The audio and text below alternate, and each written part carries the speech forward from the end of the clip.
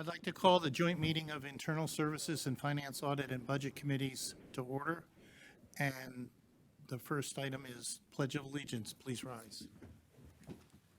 Allegiance to the flag of the United States of America and to the republic for which it stands, one nation, under God, indivisible, with liberty and justice for all.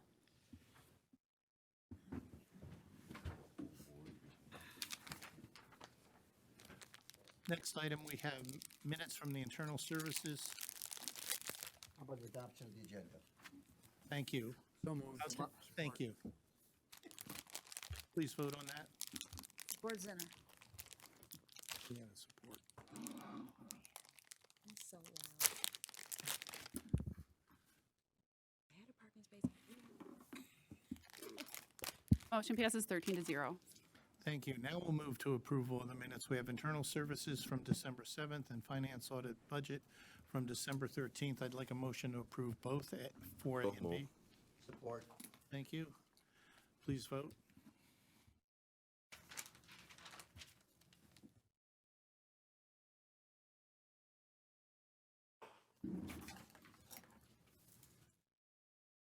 Motion passes 13-0. Thank you. The next item is public participation. This is the first opportunity for public participation for anyone who wishes to speak for a maximum of 3 minutes on any item on today's agenda only. There'll be another public participation opportunity later in the meeting when you can speak on any issue. Anyone from the public on today's agenda? Anyone public participation on today's agenda? Seeing none, we'll close public participation and move to Internal Services Department recommendations. The first 6A, Purchase Information Technology 2023 Capital Outlay Items. Jacob? Chair, I'll make the motion and refer to full board. So moved by Nard. Thank you. So moved by me. Oh, You support by second. Nard. Good afternoon, Commissioners. The first item we have on there is capital outlay. This I bring before you every year to cover our operational spending for items that originally was part of the capital plan. We've met with Commissioners Kraft, Duget, and Brown around 2018 to determine how we should handle this, because we moved it to our general fund. Per that conversation, we came up with a solution, and that is to provide quotes for most of the items that we buy, as well as supporting contracts where applicable. Some of the items is difficult to price up front, for example, services. The total budget that we're asking for this year will not exceed 1.392 million per the final budget that was submitted in 2023.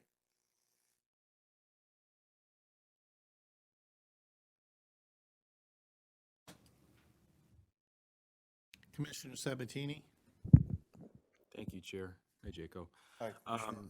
I know this policy was changed years ago, as you said.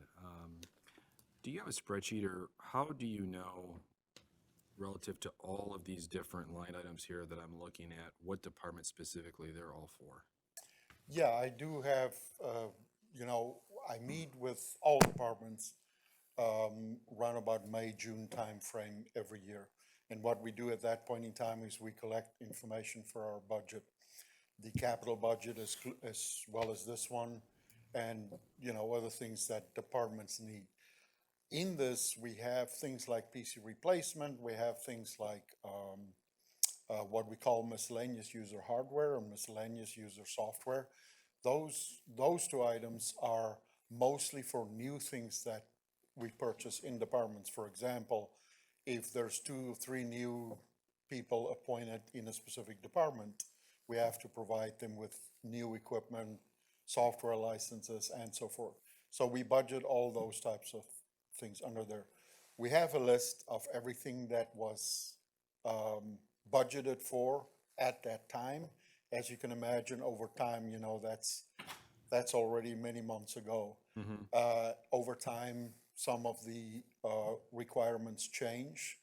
But, you know, for most departments, I would say we probably service 70 to 80% of the items that they requested originally. Do we have like an inventory tracking system too so you know, you can determine exactly what each department has or Yeah, is when assigned? I'm careful to call it an inventory tracking system, but we use our IT system to track all the equipment that we have in our environment. There are certain things that we don't track, that's very small items like mice and keyboards and things like that. We don't put a barcode on it, but everything else, we have barcodes on them. And the barcode is matched to an item that's in fresh service, which is our ticketing system. Okay. And this system in comparison to how it used to be done, is this easier to manage this way or was it easier when these line items were in those individual departments' budgets? These line items were never really in the department's budgets. They were in the capital plan. Now, we would put in the capital plan as part of the capital ask, we would put more or less this amount. I remember it was around about 2 million per year. We would put in there. The issue that arose at that point in time, a conversation that I had with finance, was that though the type of spending we talk about here is really operational items. It's items that, you know, like consumables and things that we have to buy on a regular basis. Right. And to come back to the board every time would be really difficult and, you know, do the purchases timely and so forth. And that's why, and at that point in time, a decision was made to move it to the general fund. Okay. Thank you. Thank you, Chair. Commissioner Zong? Thank you, Chair. Hi, Jaco, how are Hi, you? Commissioner, doing good. Thank you. I think we need our old AV system back, or a new one. Can we get the old one back? Is the new one not working well? Just kidding. We've had some technical issues with it. I do agree with Commissioner Sabatini. I think it would be really helpful if you could provide us a spreadsheet of which departments are using all of these software.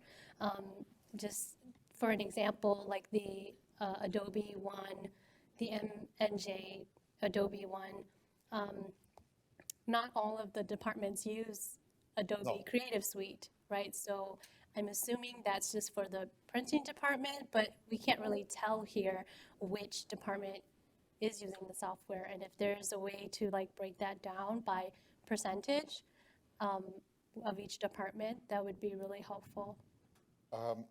That's something I can definitely do. I just want to ask for clarification.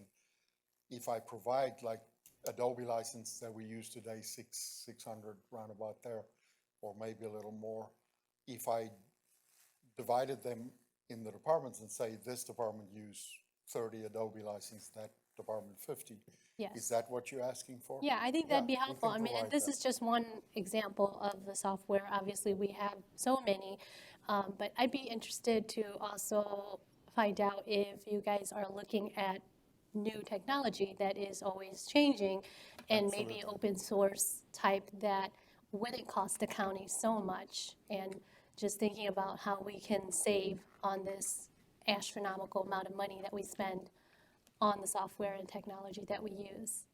Absolutely. No problem. We look at that on an ongoing basis to try and save costs. I know the numbers we come here for is usually big, although it's smaller than Lynn's today. Why are you picking on you? Why is he picking on you, Lynn? Can handle Go it. ahead, Chico. But I do think that we really, in our department, we always try to do things, cheaper than, the difficulty with open source, and we've had conversations around open source, we love it, it's good. If you have the talent in-house to support it, but you also have to look at the support cost, of doing open source, because it's not that easy, especially when you run an enterprise. When you have issues, they can become a real big problem if you don't have the internal resources to take care of it. Sure.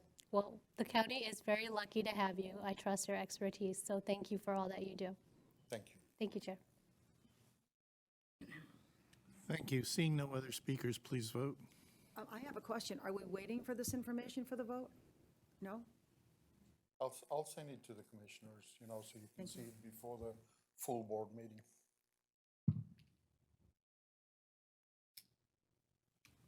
Please vote.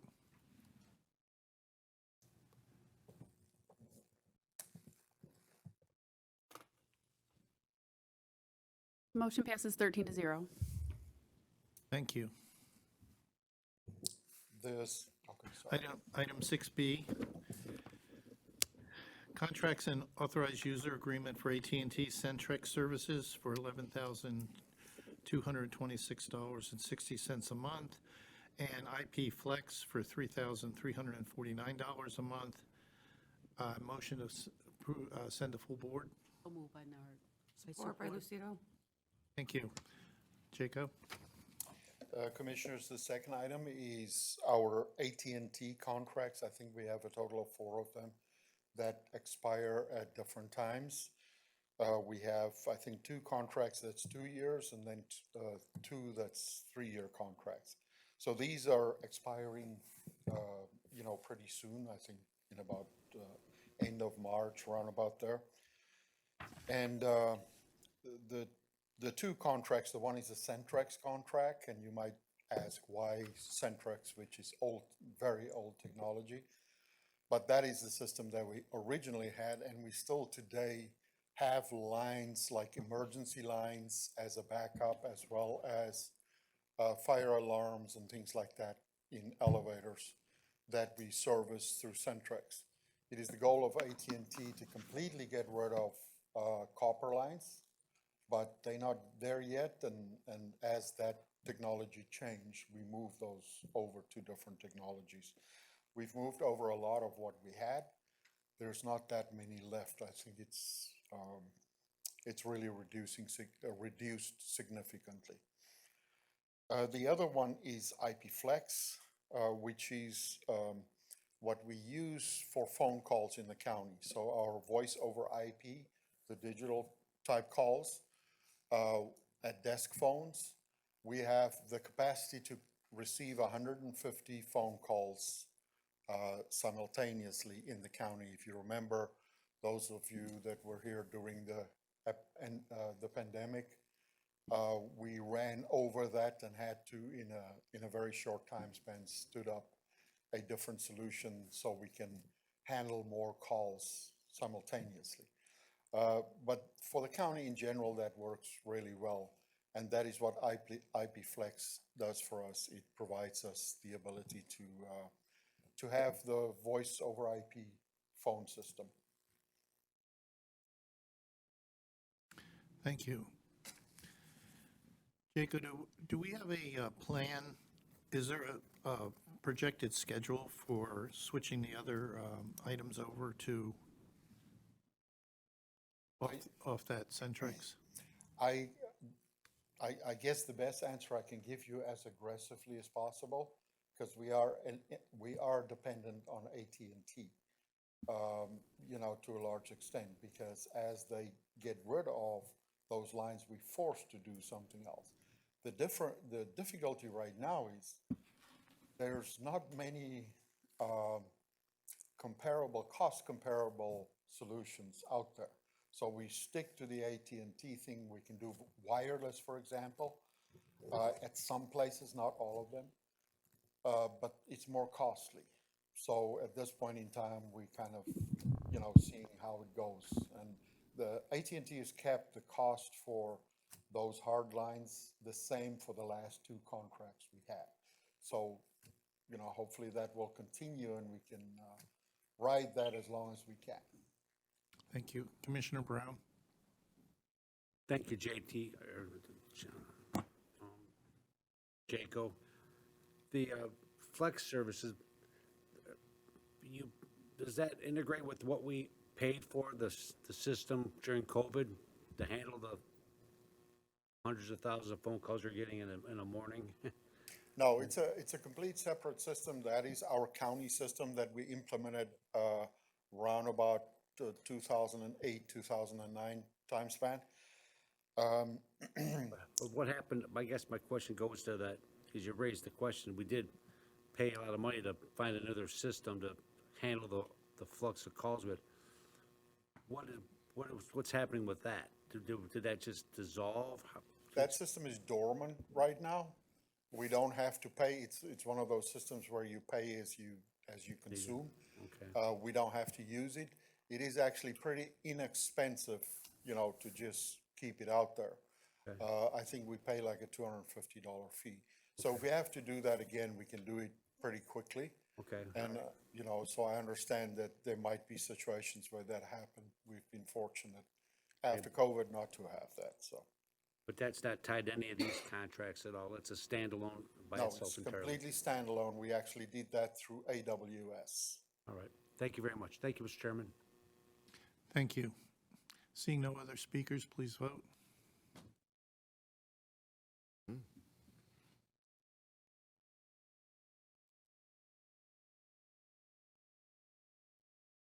Motion passes 13-0. Thank you. Item 6C, maintenance agreements for first quarter 2023 for a total cost of $90,643.22 for AT&T E911 service maintenance reimbursed by the City of Warren Police Department and BS&A treasurer tax software, $51,197. Motion to move to full board. So moved by Nard. Thank you. Go, Jacob. Commissioners, these are the regular maintenance items I bring to you pretty much every month. The total today is made up of 911 maintenance, the $39,446, and it is shared with Warren. I know I had another item here a month ago that asked for the same, but it's two different contracts that we use for that service. A question was asked by Commissioner Kraft, and I don't know if you got the answer, but it can be actually paid by the 911 funding. So thanks for that, and we actually, had that discussion with the sheriff, and we're going to do that.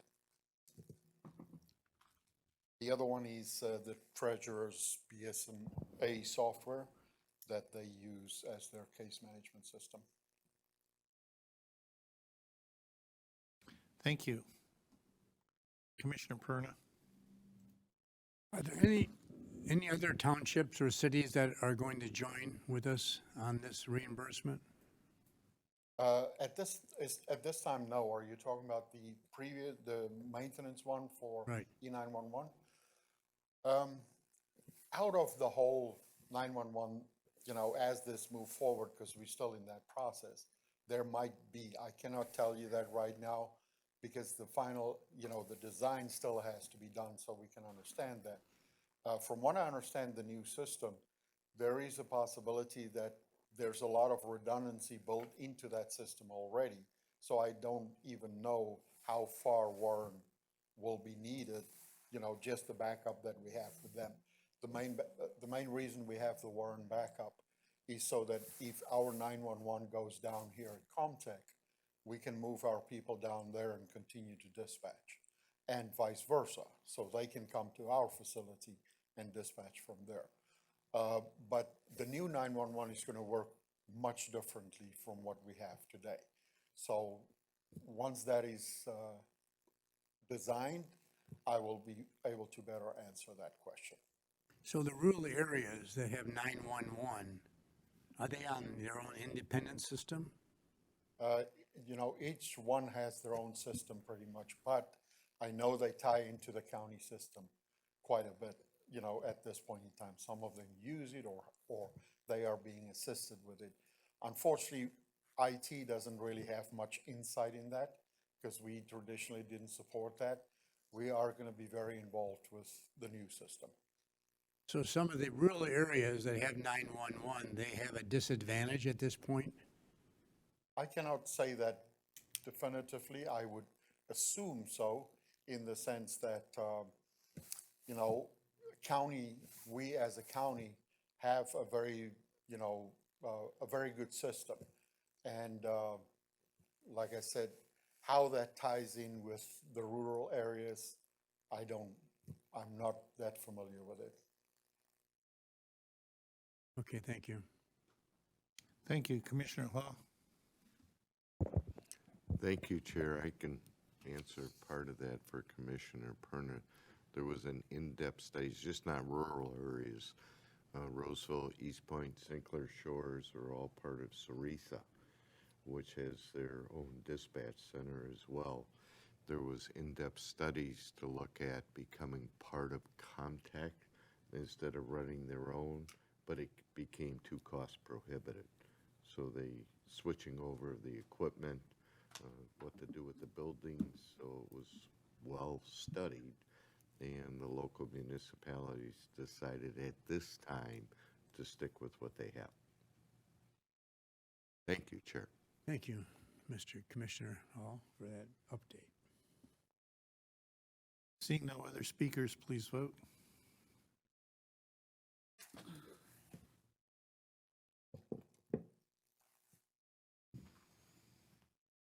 Motion passes 13 to 0.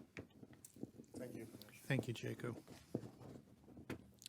Item 6D, Budget Amendment, Sheriff Marine Division Boathouse Project Fire Suppression System, $865,700. Move the full board. Thank you. Board Perna. Support Zinner. Thank you. Lynn, you're on. Good afternoon, and for the new commissioners, my name is Lynn Arnott-Brikes, and I'm the Director of Facilities and Operations for the county. As the chairman indicated, this is a request for a general fund or 2023 general fund budget amendment in an amount not to exceed $865,700. The purpose is to provide funding for the design, procurement, construction, and installation of a vertical pump system, fire suppression system, that would draw water from the Clinton River and Lake St. Clair in the event of a fire. What occurred was the fire suppression or fire protection subcontractor performed 2 fire tests. And it was the results of the tests actually determined that the 6-inch current water main could not supply sufficient volume or pressure to support a fire suppression system for the new facility. Due to the results, we also reviewed alternative systems. We looked at a mist system that was determined to be provide insufficient coverage and was also cost prohibitive. There was also a chemical system that operates on or that relies upon deficiencies in oxygen that was quickly determined to be unsuitable for the purpose. There was also looked at above ground water tanks, and that was also cost prohibitive. So in order to provide a fire suppression system with the proper volume and pressure, it is necessary to install this vertical pump fire suppression system that draws from the Clinton River and Lake St. Clair. Therefore, we are requesting this budget amendment in an amount not to exceed $865,700. Thank you. Commissioner Hall? Thank you, Chair. Hi, Lynn. Where will this fire suppression system be located? Well, we're going to draw from the water. They will have to construct a pump house in close proximity on the site. And then when the system activates, it would actually pump from water. Has there been any communication with Candace Miller on this at all? Are you aware? This is Anything using, dealing with the water's got her name all over it. well, this is actually domestic water. So this is potable water and not rainwater. Okay. And my last question, between this item and the hoist and the public address system, none of these were included in the original approval? We didn't anticipate having to go to a different fire suppression system. So that one we were not aware of. And also I can speak to the next item, that we felt that there was compelling reasons to bring at least the item to the board's attention for their review and consideration. Well, as a supporter of revamping the boathouse, I was, Sheriff's Boathouse, I don't want to call it a boathouse. I was shocked to see both of these items appearing on the agenda and not being part of the original bid forecast. Well, this is not the fire suppression system within the building. This is the source of water to supply, to fight a fire, is what we're actually looking at. Okay, thank you. Thank you, Chair. Thank you. Commissioner Sabatini? Thank you, Chair. Hi, Lynn. Aye. I also was surprised that this was on the agenda, as Commissioner Hall said. So a couple questions that I have. First one is, what was the original budget for the fire suppression system initially? Well, we still will have a system inside the building. This is because the current 6-inch water main will not provide the required volume or pressure necessary to support the system that's inside the building. So can't we go with a larger pipe? No, it's not our pipe. This is the water main, the Harrison Township water main. So Harrison Township is not allowing us to go with a larger volume. This is our other option to solve that problem. Well, there is a pressure relief valve on the water main. The Harrison Township is very concerned if they raise that pressure, they'll start to experience water main breaks. Okay. You said that there was another possibility, but it wasn't cost effective. What was that? Well, they had a mist system that they looked at, and it wouldn't give sufficient coverage, and also was cost prohibitive. I believe it was maybe in the $1 million range. Okay. Are there any other like eco-friendly options with this? I know with Public Works, what they're trying to do, even with like new developments, retention ponds, retaining water, rainwater, storing it, rather than just taking it right out of the lake. Was anything like that looked at? I mean, actually constructing a retention pond, I mean, it would be more expensive. I mean, the lake is right there, so that is the easiest I'm talking about source. storage tank or something. How many gallons of water are we talking about here? 45,000 gallons. Okay. And they need to actually supply sufficient volume to fight a fire for about an hour. An hour, okay. Last question I have, and this is probably going to pertain to all of these items related to this. Plant Moran Cressa. So I see that there's a $20,000 budget to them for additional owners' representation services. And I'm trying to understand why, because I know back in October of 21, we had a $220,000 contract with them specific to this project that basically outlined everything that was going to be part of this project, whether it's design, whether it's architect work plans, pre-construction facilitation, construction facilitation, the list goes on and on and on. Why are we being charged again by them for this specific service? For the major items on here, the fire suppression system and the boat hoist will actually extend the schedule on the Okay. project. So that's for, I believe it's anticipated about 2 months of additional on-site to the schedule. Okay, was that negotiated with them initially? Or was the 220 a fixed cost that did the whole project? I might have to defer on this. I certainly didn't negotiate the contract. Okay.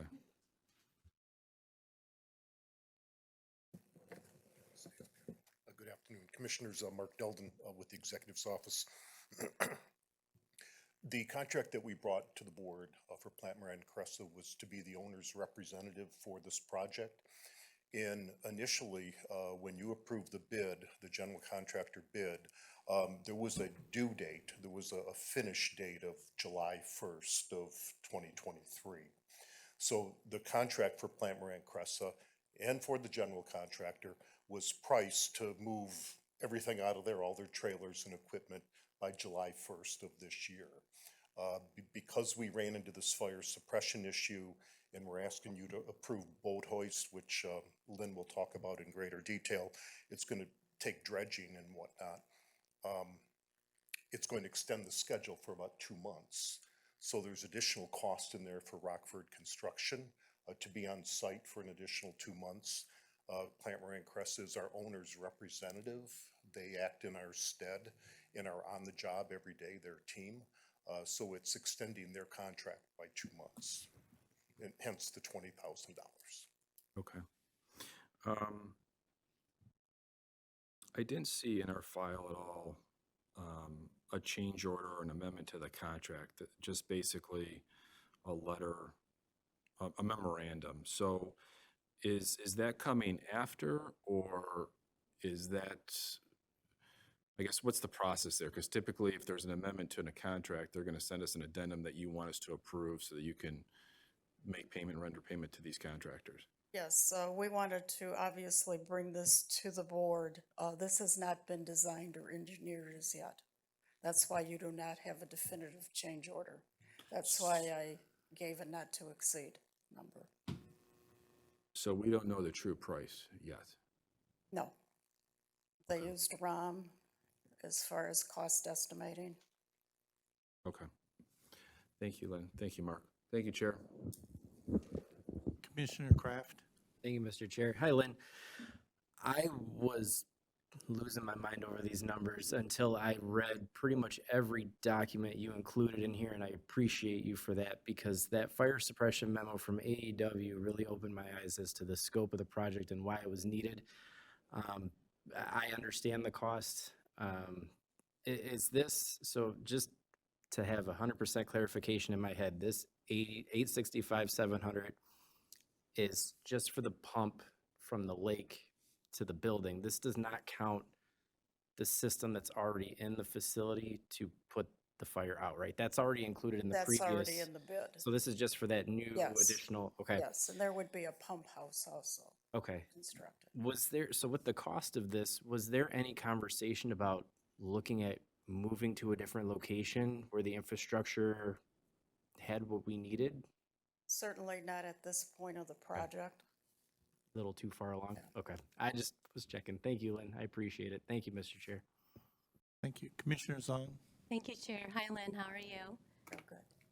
So just for the new commissioners, I think I was the only one that voted no on this boat project last year. It was $8.4 million.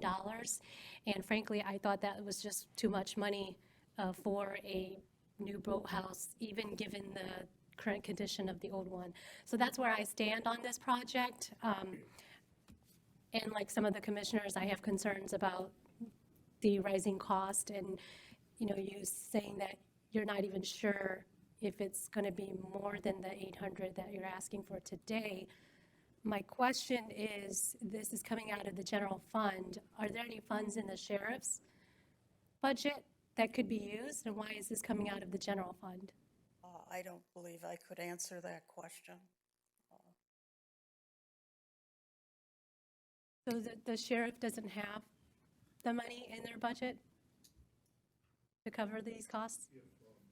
So the project that you approved, the 8 million that you referenced, came out of the general fund.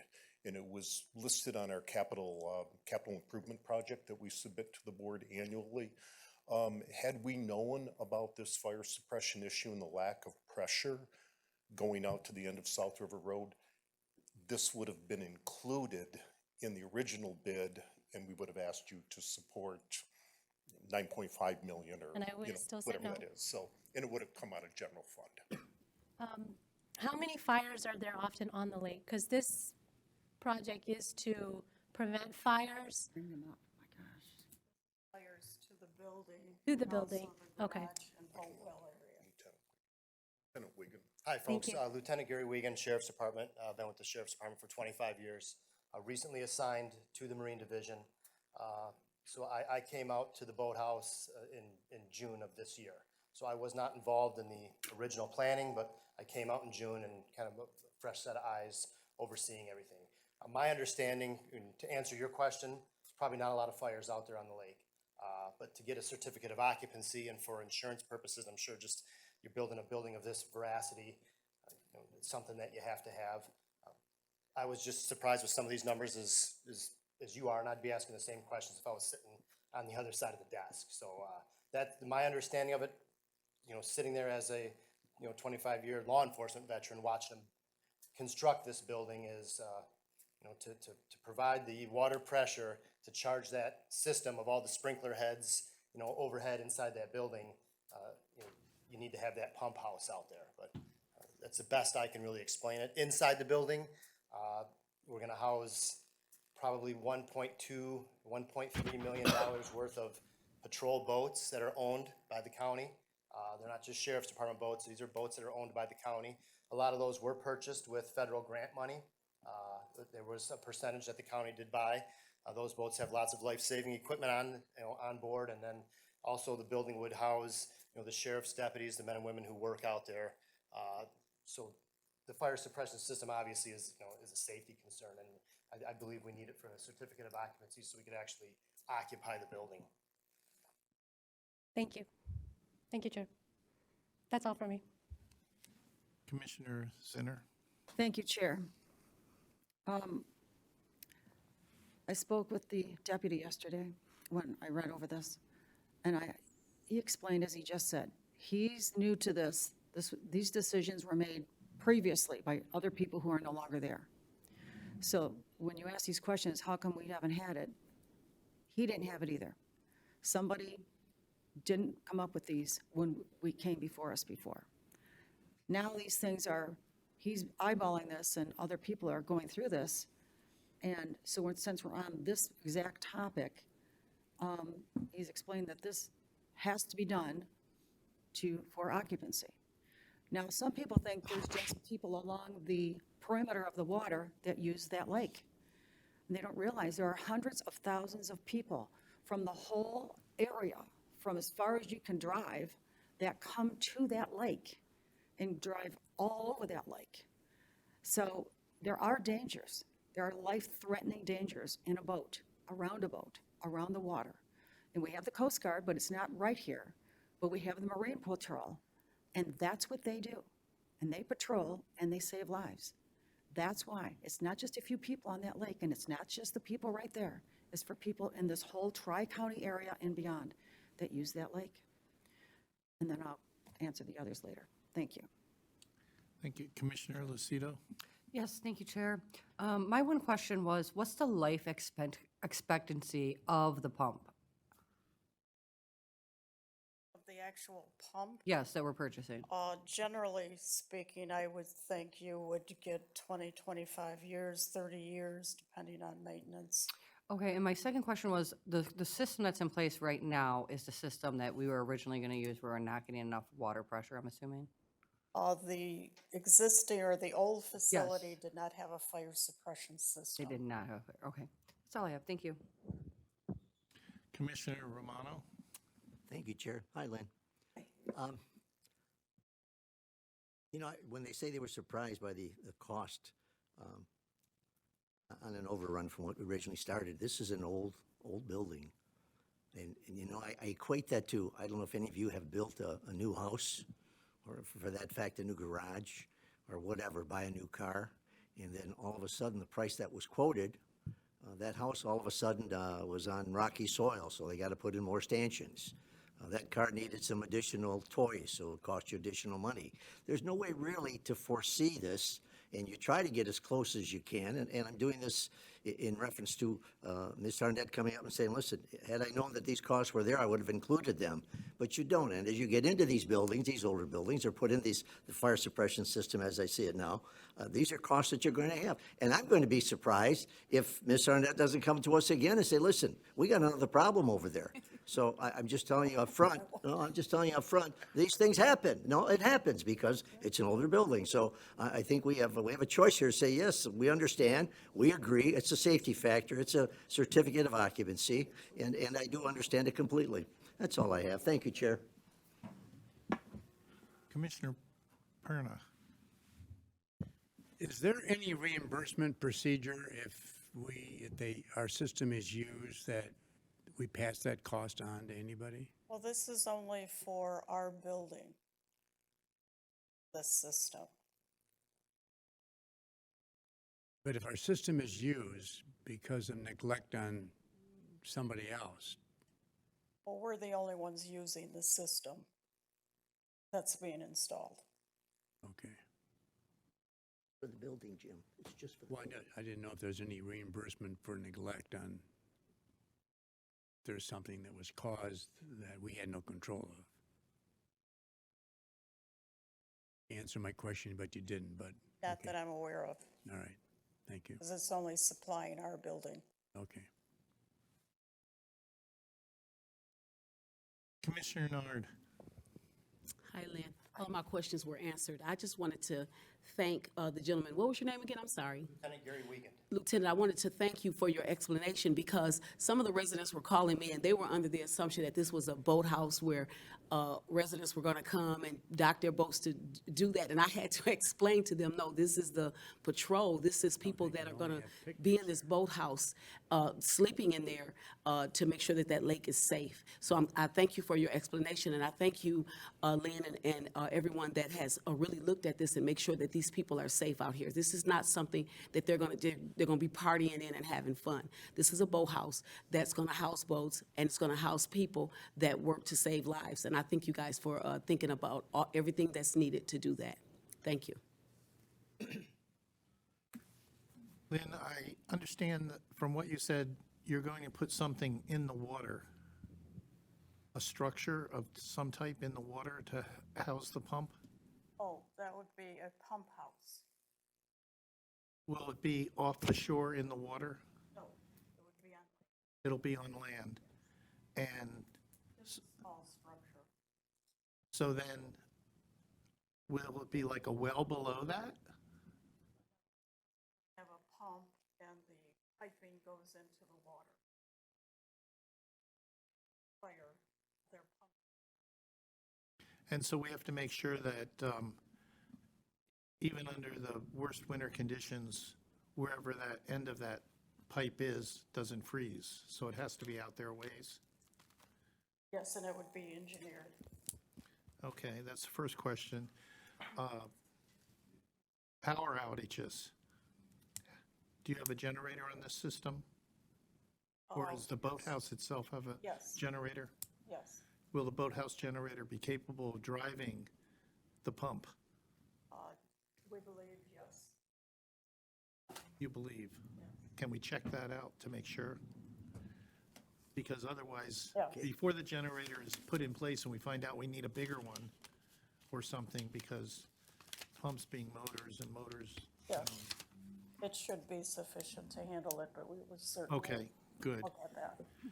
And the generator isn't too close to the boathouse, so if the boathouse is on fire, it damages the generator. You see my circle here? Yes. So it's not right there? No. Okay, good. And the last question I have is boats, engines, fuels, water on fuel fires, how does that work? I would have thought you need some kind of chemical suppression system for fuel fires. No, they would use a water system. Really? Yes. Okay, learning something new. Thank you. Commissioner Haw? Thank you, Chair. Most of us agree that this is a safety-related item that the sheriffs had convinced us was an absolute necessity based on the deteriorated condition of the prior boathouse. So again, I fully support the initiative. I was just surprised to see as Commissioner Sabatini had indicated, the numbers coming back at this point. But Commissioner Romano explained that very well, that when you have a facility that's in the water, if not under the water, with most of the mechanics to it, you have to expect some surprises. So I'm of the opinion if this remodernization saves one life, it's worth every penny that we're spending. This lake is used by all of Macomb County residents, and I read somewhere it's the largest inland lake used in the entire United States. So whatever you guys need to make this safe for the boaters that are out there, I guess I'm all in favor of it. I was just shocked when I saw this, Lynn, because it had gone, all three items collectively were quite a bit, considering the first initial bid. And usually when you bring us something, it's pretty close, if not right on. So that's why I had asked my question, so thank you. Thank you, Chair. Commissioner Sabatini. Thank you, Chair. Lynn, obviously, when we build something, there's going to be changes. And I understand today, costs change on a weekly basis, sometimes on a daily basis. When I'm looking at the numbers here, I mean, this is a 20% increase on this project. I supported this boathouse. My only concern with this and moving this forward, which I'm going to move it forward to full board. My concern, though, right now is that this 20% increase could change. And you may have to come back to us and say, oh, it's a 30% increase. Without us having a definitive number to say, this is the true cost, this is what we need to spend to get this done, because I totally understand this fire suppression system is necessary in order to get the CFO. We haven't talked about the other items, but I'm adding those all together to get to that 20%. But I think that's my biggest concern in regards to this. And obviously, like I said, you know, there's going to be hicks in a project that things have to change. I understand that. My concern, though, is I just don't want this to turn into a 30% increase rather than a 20 when we originally budgeted $8.4 million. So, Yes, I understand your concern. thank you, Chair. Commissioner Zong. Thank you, Chair. You know, given what everyone has said, I think is completely valid. I appreciate the explanation, and safety is really important. I just think that we continue to be a donor county to other counties, and I don't like that.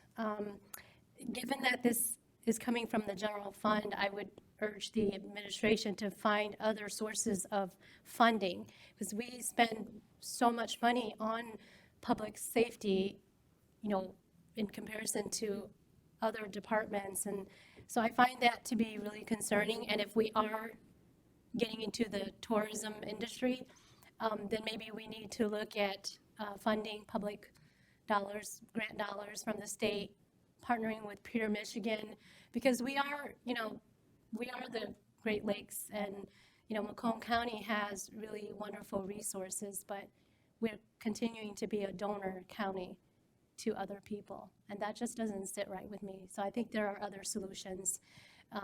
If there is going to be other things that come up as this project progresses, we shouldn't have to just fund this every single issue that comes up with our general fund. So that's what I wanted to share. Thank you, Chair. Thank you. Seeing no other requests to speak, please vote.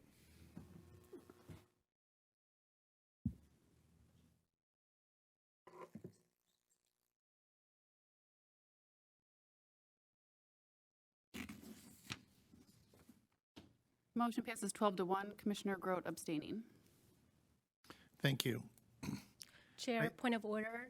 If a commissioner abstains, they have to state the reason why. We changed the rules. That's no longer Okay. required. All right. Thank you. I had the same question last abstention, and I got updated. Item 6E, Budget amendment, Sheriff Marine Division Boathouse Project Boat Hoist System, $790,900. Lynn? Thank you. Thank you. Lynn? As the chairman indicated, this is a 2023 request for a budget amendment from the general fund in an amount not to exceed $790,900. And the purpose is for the design, the engineering, the equipment, and the installation of 5 boat hoist systems. And that would be one for each well that is in the Marine Division project currently under construction. During the early stages of construction, the Marine Division personnel raised their concerns relative to the lack of boat hoists. The Marine Division indicated that with boat hoists, it would allow them to raise the boats out of the water into the heated garage, and there are several benefits. They would no longer have to winterize or shrink wrap the boats in the winter months. It would reduce the potential for liability or injury. When you don't have boat hoists, you're removing the boats, so you're pulling the boats and trailering them off-site. Also, it would allow them to perform maintenance on the boats right on site during the winter months also. Hoist would also allow you to raise the vessels out of the water. And I think that is one of the most largest benefits here, is that you need to extend, or you want to extend the life of the current fleet. And Lieutenant Wiegand gave me the amount, and they have boats that are valued $1.2 million.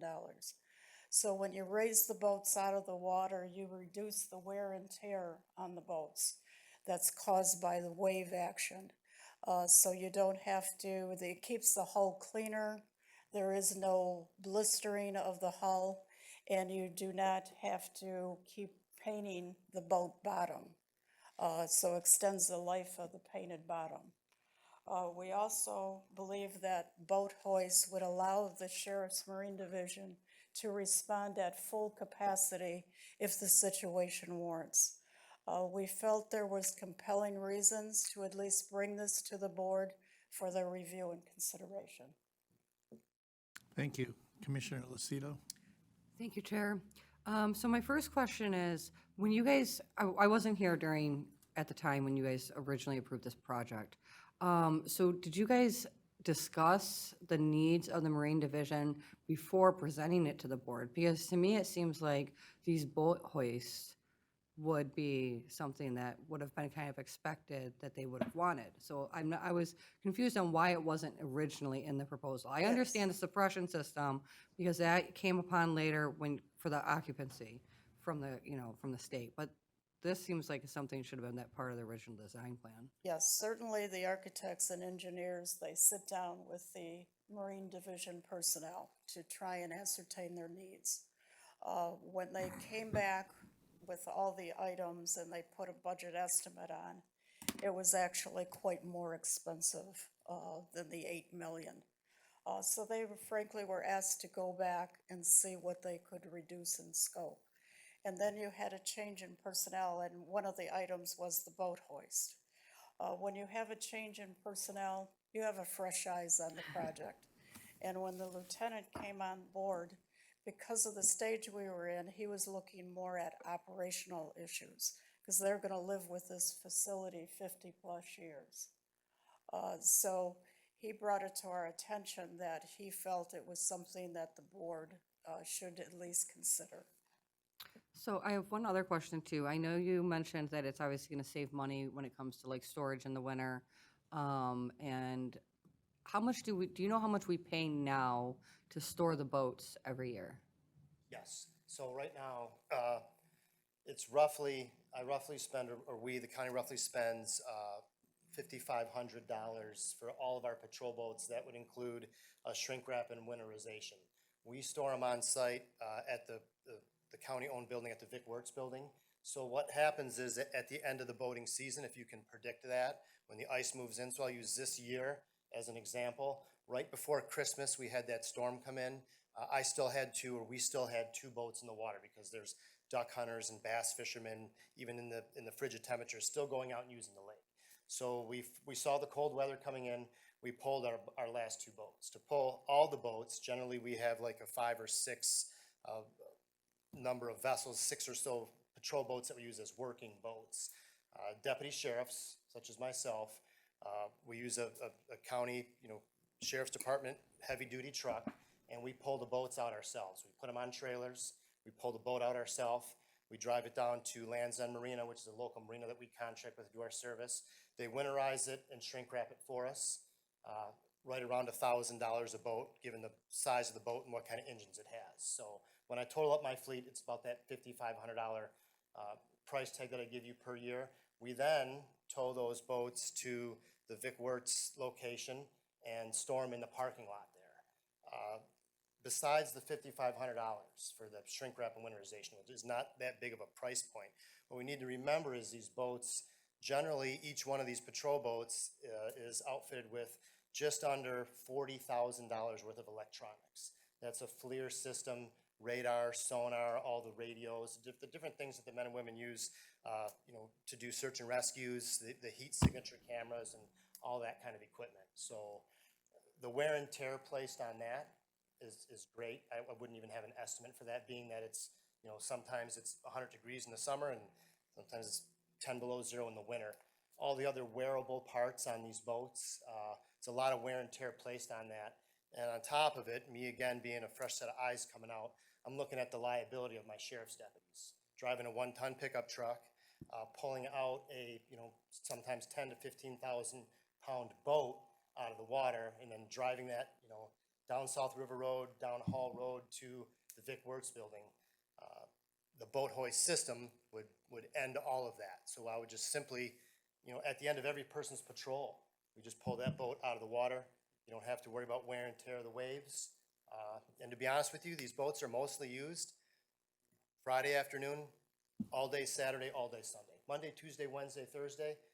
Out of my 5 working boats, if I'm putting 2 of them on the water, so all that time, these boats being out of the water is going to improve the life of the bottom paint. Bottom paint's very expensive.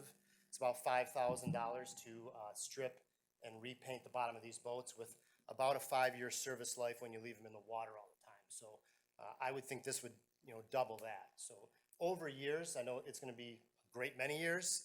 It would pay for itself. Also, you mentioned the life saving, and I don't look at this as just, this is what the sheriff's department wants. This is, I look at it as something for the whole entire county. I started off the conversation by talking about the weather. That ice that I talked about that came in and froze the lake up around Christmas time is gone. And even, days like today, we pull up to work, and I work on site at the, the site of the old Marine base. We're still there in a construction trailer. It's not uncommon to come into work in the morning and see half a dozen pickup trucks with empty boat trailers where there's gentlemen, men and women out fishing or doing whatever on the lake. So I actually relaunched a patrol boat, cut the shrink wrap off, unwinterized it, and put it back in the water, since that cold weather that we had around Christmas. Just because I didn't want to be left with the responsibility of a rescue, and then my boat is at the Vic Wertz building, with shrink wrap on it. So for those reasons, I thought at this point in the construction project, to speak in layman's terms, before they put the roof on the building, to put the infrastructure in for these boat hoists, I felt it incumbent upon myself to bring this up to the county. Like, this is something that we should look at doing for the future. I can see them building this. I'm watching them make this building. I saw them tear down the old building. The old building lasted around 50 years. This new building's gonna be around for a long time. I mean, I hate to use the word 100 years, but it sure looks like it to me with the brick and the metal that they're using to build this building. I don't see it going anywhere anytime soon. So I would think that now would be the time to address it. I understand that it's a big price point. I would be asking the same questions again if I was you, but I thought, hey, this is the time to bring this up because of where we're at in the construction project. To do it after, from how I've been explained, and just common sense watching put this building together, I don't know that the option would really be there, after to put this system in place, because you're looking at some electrical issues and some bigger, beefier spiles, which what this, the boat hoist would rest on. Okay, thank you. That's all I have. Commissioner Zinner? Thank you, Chair. Well, I sure am thanking the Lord that you were put in that spot right now, because these agenda items are crucial, really, for that boat area. We have great people in the county. We have great people in our police station and with the sheriff department, but you really need a boat guy the next time they go to build a boat area. If you don't have a boat guy there, you really need a boat guy for boats. Just, that's the way it is. Someone was trying to save money and maybe they were afraid to bring this money, this high bill to us, but it's coming now, and this stuff is important. Because I know the lieutenant said to me that that building is heated, and I thought, well, that's good, but the water underneath is going to be frozen, and those boats are going to crack, and all that equipment is all worthless then. So it has to be hoisted up. So there is no choice in this. And when he said he had to bring one of his boats way up because there's a bunch of fishermen out there on the ice, and there's water. You know, the sun is making bringing a lot of water out now. So of course I don't think they're on the ice right now, today. But when people are thinking of this, we have to, number one, I think of fire marshal. There was a building project that was going to go in Harrison. The fire marshal shut it down. They tried and tried and tried, but the fire marshal is important. There's a reason we have the fire marshal. Also, as far as for donor things, for the water situations, with people coming in, those people spend money at the state for their licenses. They spend tons of money when they come into any area in Macomb County, with all that they have to buy for the weekend or for the week or for whatever, 2 days, 1 day. So the county gets money back from this also. It's a win-win for Macomb County. And I thank you for all your ideas in bringing this stuff up for us to make a decision on. Thank you, Chair. Commissioner Kraft? Thank you, Mr. Chair. It's great to have a boat guy, Commissioner Zinner, but this lieutenant is expensive. I'm just kidding. I'd rather you bring it to us early on than, like you said, we put the roof on and go, oh, no, we need all these things. I want to piggyback off of Commissioner Lucido's line of questioning a little bit. She was kind of going where I was going to start. Maintenance on these hoists. What does that cost look like on an annual basis? That's a good question. I'm glad you brought that up. One of the reasons and to rewind a little bit, the previous lieutenant, I believe, they thought that they could purchase there are boat hoists out there that are much less expensive. And I did have a conversation today. Hey, what were you think? What were we thinking in the future when I did come on to my new position? And a residential boat hoist, there are different options for residential boat hoists. But then as I got in and talked to the different companies who you can buy these from and who would install them, for our purposes, you want to go with an industrial boat hoist. This is why these are much more expensive. The industrial boat hoist is made for you to run this thing, 10 times more than a person who has a boat hoist in their backyard. So there's the company that we picked. Is local. He grew up in Harrison Township. He's installed most of the hoists on the Clinton River. His now business is out of Algonac. It is a very nominal fee because what they do when they use a bigger motor for the boat hoist and larger, heavier duty cables. So it would be something that would be within my Marine Division, maintenance budget that I could easily maintain. So I asked him that too, and basically the way he explained it to me, and again I'll keep it in layman's terms. He could come out once a year. He inspects the cables, looks at the engines, makes sure everything's working properly, and it would be he might come out and take a look at them and say, hey, you're all set, or you need a cable or something. But it's nothing that would be outside of my already allotted maintenance budget that I have every year. Okay, great. And I think I would save money on some of the other items where I would have money left over in my budget if I had to replace a cable or a motor on the hoist system. Well, and if we get these hoists, you can auction off the trucks and the trailers, and you'll have a little bit more money Yeah, well, too, right? The trailers for sure. Thank you, Lynn. Thank you, Mr. Chair. Commissioner Perna? Were there any requests from the federal or state government for any funding on this? Very early on, there to be maybe some money available for the seawall. But looking, or, it was, I want to say maybe 200,000. But when we got further into it, it wasn't for that purpose. Temporary solution due to the flooding conditions, not the construction of a new seawall. So no money available for construction, only for issues that, for, And replace the seawall in this project also. so there wasn't an attempt to make an application. They looked into the grant, and it wasn't for the purpose of a permanent solution.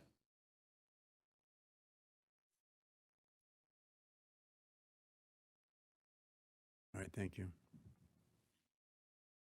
Commissioner Brown? Thank you. If you went out for bids, what's the estimate of cost? You want 5 boat hoists, have you went out for, did you looked at any preliminary bids of what you're talking about? I mean, Once it's engineered and designed, we will hand it over to the general contractor to price out. Now, we just don't accept whatever price they give us. That's a part of what the architects, engineers do, and also Plant Moran Cressa. They will look at these prices against what are the standard prices for certain work. So it's definitely reviewed. I mean, it's a necessary expenditure. Looking at it, it's common sense, but I don't know how it was missed the first time, but that's why we got a team around to review everything, and it didn't slip by. It'd have been a bigger embarrassment, as Commissioner Zinner pointed out, having issues later on and say, gee, well, what about, where's the boat hoist at? Well, I got something I bought at Kmart and threw it out there, and it didn't work. So, I support it. It's a lot of money, but, we'd have paid it probably in the beginning anyway, had we known. We didn't know then, we know now. A little embarrassing, but it's necessary, and let's get done. Thank you. With the boat hoist, there's 5 wells and there's one boat hoist in each well.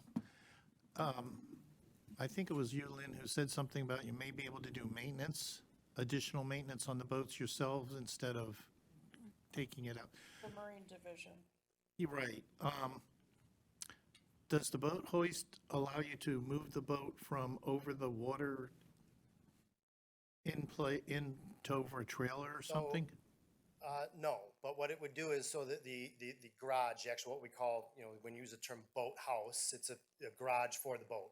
So each of the 5 boat wells that's inside this garage, when you pull them in, let's say it's at the end of the boating season, that garage that they're constructing right now is already insulated. There's insulated doors that the operator can adjust to get it close to the water level, and there's radiant heat inside that garage. So in the winter months, we could raise these boats up and they could stay right there. So my deputies on staff, I could put them to work in the winter as opposed to that boat being shrunk wrapped and sealed up, and stored outside somewhere. I could have it inside to where they can go through and perform, just the general housekeeping maintenance, the different things that, that we do that we don't have our certified mechanics do. But they can enter the boat while the boat's up on Yes, the sir. hoist? Yes. Okay, Because that hoist could lift it up to where it's just even with the dock, and you could walk in. Right now, the way that boathouse is going to be constructed, the dock is up high enough with the current water levels where we could drive that boat in, and I have enough room, or we have enough room to lift that boat up and keep it even with the dock, where you could comfortably step right off in the bottom, and the engines are now out of the water. okay, very good. Of course, you can't run them because, are they water-cooled engines? They're water-cooled engines, but they're 5 of these boats that we're talking about are outboards, so they're self-draining. So when you do pull them out, that water runs out, and I use the term, you can start them up real quick. I call it, you bark them over, and it spits all that water out. So in essence, that's safe from any water being inside that engine to freeze or crack it. Plus, Winterize. with that radiant heat, that will heat an object, so those outboards, those engines will stay warm in the winter. Okay, good. Thank you. Commissioner Perna? One last question. Can this boathouse be used for anything else? What about frozen water, skidoos? How do you, does the Marine Division or the Sheriff's Department get involved in that? We do have, so I think to answer your question, we have a fleet. When I look at my fleet of all my boats, I include everything. We have 13 boats, and that includes some small boats for inland lakes, in case you need them for rescue. That includes 4 personal watercraft or wave runners that we use for shallow water events. And this new boathouse already in the project is an actual physical garage area where a lot of this equipment can now be stored and maintained on site. So if somebody gets stranded out on the ice, what do you use then? I have several different options. I have 4-wheelers that are set up right now with flotation devices around them in case they break under the water. We have inflatable rescue boats that you could manually walk out. And years ago, we retrofitted a 16-foot aluminum boat with 2 wheels on the transom or 2 wheels on the back. It's 16 feet, it's light, it's aluminum. It has a 25 horsepower outboard where it's light enough where 2 deputies could walk that boat across ice. And then if you did get to open water, you could launch it and perform a rescue with that. That equipment will now be housed and stored inside that heated garage that's part of the facility already. All right, thank you. Thank you. Seeing no other speakers, please vote.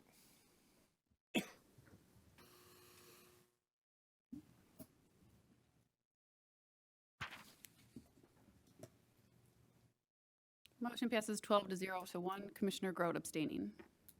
Thank you. Item 6F, Budget Amendment, Sheriff Marine Division Boathouse Project Public Address PA System, $49,500. Motion to refer to full board. Thank you. Thank you. Lynn? This is a request for a 2023 general fund budget amendment in an amount not to exceed $49,500. And it would also fund the design, engineering, equipment, and installation of the public address system. This system would provide for the ability to broadcast both the police band and also the Marine band, which is the United States Coast Guard distress channel. It would also allow the Marine Division the ability to monitor emergency calls, and it would also allow the Marine Division to communicate with boat captains in the event that they need to call a boat in because of a violation of marine law, or if they just need to communicate with the captain as to like slow down, that kind of communications that they use on a daily basis. Thank you. Commissioner Zinner? Oh, thank you, Chair.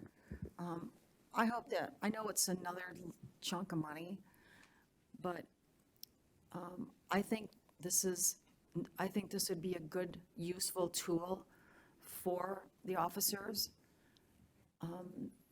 to hear what's going on, also for communication.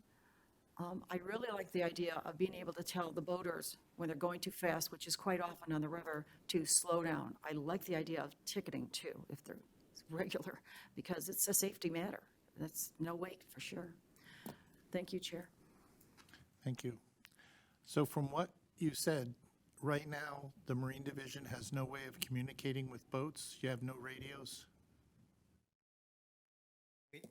So the old boathouse, the old system, yes, it had basically, when you were in the old building, you heard sheriff's main band, which is, every police officer's radio. That played overhead, and we also played overhead the Marine radio, which is the Coast Guard Channel 16, your international distress channel. That system played overhead. And then again, to be honest with you, we had a system that was probably something somebody took out of an old police car in the 1980s and had that mounted on the side of the building, and it was a siren and a loudspeaker. Just like you'd see in the old cars, you could pick up the microphone from inside the office and key it up and, communicate loudly with boats or hit a siren that are out in the lake or out coming into the Clinton River. That's the type of system, obviously we're looking for something a little bit nicer. That's the type of system that we're looking to put into the current new build. So again, the new build would have, when you're in the building, you would have that police radio and that marine radio, you know, on a loudspeaker overhead with the ability to turn it off in different rooms if you had to, if we had a public meeting or something going on in the boathouse, just so the deputies and the personnel on scene who are working there, if there was, you know, a distress or somebody calls 911 and our dispatch is hailing us, everyone can hear that overhead. But you're not putting big speakers out to broadcast over the lake? No, this would be in-house. The and then speakers are only in-house? Yes, sir. The only speaker that would be out is if, you know, I wanted to hit a siren or, you know, call a boat captain, hey, you know, 27-foot inbound sea ray, you're violating the wake law, slow it down, or pull over to the sheriff's dock and we'll have a conversation. But that's with the radio? Yes. Okay, thank you. Seeing no other speakers, please vote.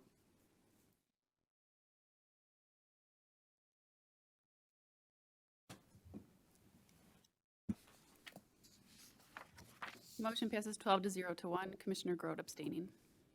Thank you. I'd like to pass the gavel now to Commissioner Sabatini, the Chair of Finance, Audit, and Budget Committee.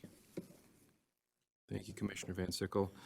Next item is item 8A. This is waived by Public Services Committee Chair. This is a budget amendment, Planning and Economic Development Grant Fund 361 for Early Childhood Investment Corporation, Regional Child Care Planning Grant in the amount of $150,000.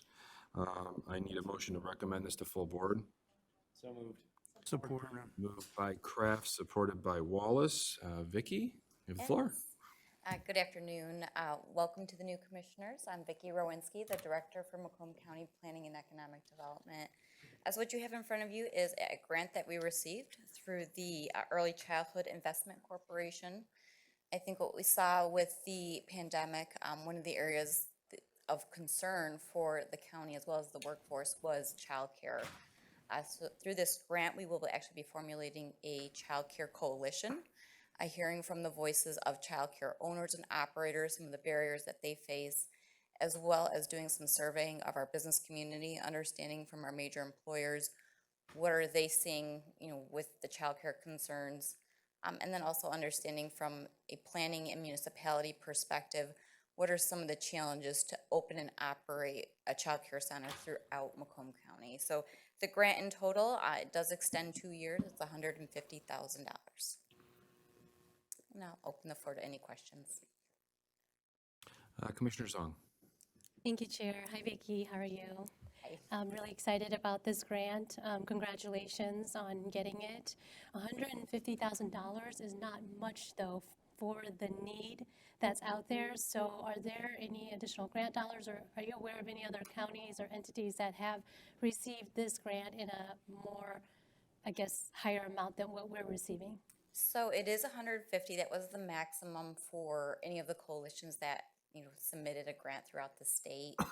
I did have a conversation with the grant team, knowing that our population numbers look very different than other parts of the state. There may be that opportunity as, you know, year 2 rolls around for us to seek some additional funding, but 150 is the max for this. And what are your plans for utilizing this? If you could talk a little bit about initial Sure. planning. There are a total of 6 activities that we've outlined as part of the grant. You know, number 1 is standing up the coalition, bringing together all the partners. Number 2 is doing some data research, you know, figuring out what data is already out there in regards to childcare, daycare centers, looking at what we're calling almost like daycare deserts, where perhaps there are major employers or population centers where there are no daycares or openings available for working parents. So that's the research part. The third activity is using some of our technology through GIS to be able to map out in the county where we've identified perhaps gaps or holes in supply and demand. Activities going beyond that is looking at the action plan as well as implementation. It sounds very exciting, and let us know if there's anything that we can help to support this initiative. Absolutely. Thank you, Chair. Chair Brown. Thank you. The grant, what percentage of this grant will be used for wages, to offset wages for staff? Sure. We did put in some administrative dollars into this particular grant. I think I believe we were at the $125 an hour, 450 hours max for the entire 2 years. So I think in total, it's about 59,000 in administrative costs coming back to the county. Okay. Will you be able to work with is there any partners out there that you see that you're gonna be partner with to help share the work? Because there's a lot of work in doing the planning and staffing this and, Sure, we did write into the grant that we will be looking to hire a consultant to help us with a lot of the facilitation of the coalition. When we look at the partnership, who's sitting at the table, MISD has been a very prominent partner in this, as well as Macomb Community College, looking at that workforce pipeline. And then we also have our Macomb Community Action with our Head Starts. very good, well, it's definitely an area that need to be looked at, because it is a barrier for people to raise their level of income and the whole thing. It's very important. So I'm concerned about your staff level. I mean, you've got, your department does you do many things, and you're pulled in many directions, often by me and other people on the board. We're gonna have enough staff to support this. I mean, we're gonna hire someone to help do this largely, but I heard GIS, I heard other things that are gonna be inputs into that.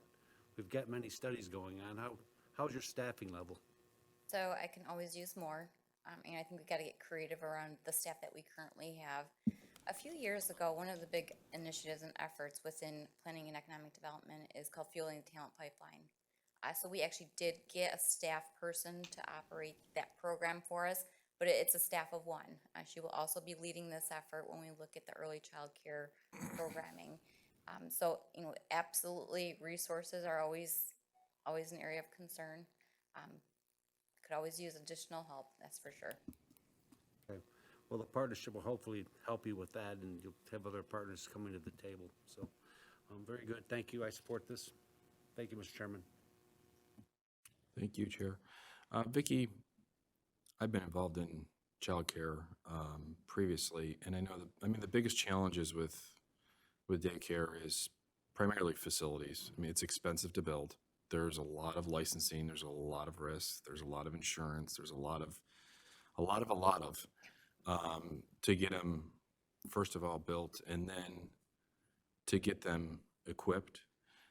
And then the biggest challenge that they're facing right now is getting individuals that will work in them at the wages that they're currently paying, because it's not, the wages that are currently paid in daycare are just, they're not at a higher level. And I'm sure your study in this grant is going to basically tell you that. The question is how do you solve those problems? Because it's about getting people to work in these facilities at a wage that they can support their families too. And I think that's going to be your biggest challenge in trying to solve that problem, because it's been that problem for years. So I wish you the best with this. Certainly the board will support you in this, because this is certainly something that is a pivot, or I should say is a part of economic development for our area, because it's a big piece. If people can't afford daycare, then they're not going to go to work. They're going to stay home and raise their kids. So seeing no other speakers, please vote.